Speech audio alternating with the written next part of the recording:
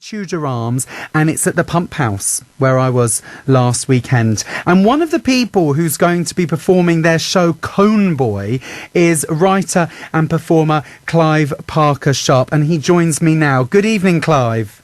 Hi Benjy, how are you? I'm great. Thanks for joining me today. I'm great. Thanks for being with us. Now, a few months ago, at the height of lockdown, if we'd have said the word fringe theatre in intimate spaces, people would have cowered into corners. Aren't we just so grateful that we've got to this point? Well, obviously, the COVID has had a huge impact, and it's taken some tenacity and hard work to get these shows on. So I must say, Watford Fringe have done an amazing job. They have everything in place to ensure that they're safe and that they follow government guidelines. And I think it's very important, more important now, for people to come out and support the arts. Come and see the Cone Boys show, which is happening on the 3rd and 4th of October. Because, a lot of venues have been closed down or on the verge of closing down or might close down. We've taken these things for granted up until now. But, of course, arts is the backbone of what makes Britain the amazing place that it is. And,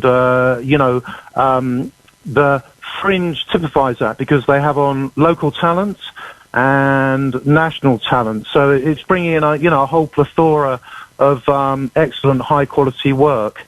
The Cone Boys show, we had a bigger tour booked back in April, but obviously, as you mentioned, coronavirus hits, and we weren't able to go out. So these really are the first shows we've been able to do, so it's very exciting. We're very much looking forward to seeing people there. And I can't wait. This sounds absolutely bonkers mad, off the wall. It's quite a crazy show, yeah. It's semi-autobiographical. It's a punk musical. Does that mean we'll be treated to tales of sort of mayhem Sordid and excess? Sordid tales, my favourite tales. Nothing I can speak about right now on primetime radio. But as you say, it is a punk musical.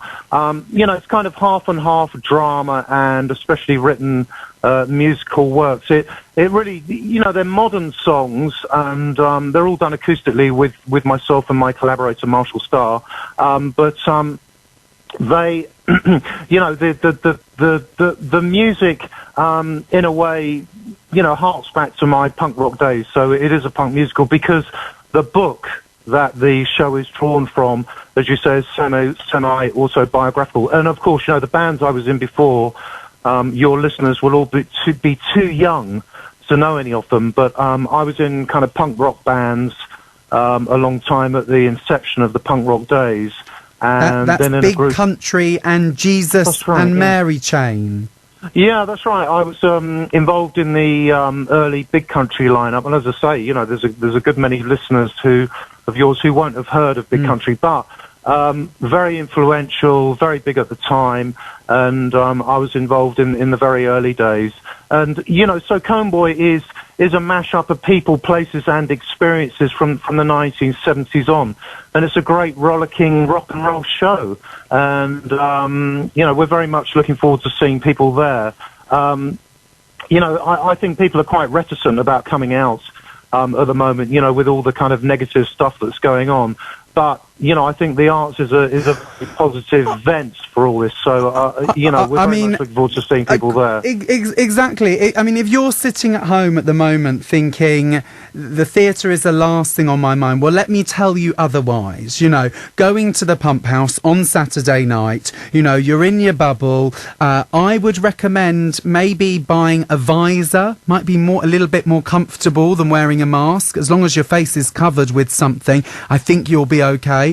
So that's one thing. But yeah, we've got free masks, and they've got quite a lot of stuff in place. Actually, they'll be taking people's temperature on the way in, and so on and so on. The thing about Cone Boy is it's very poignant because it's about family.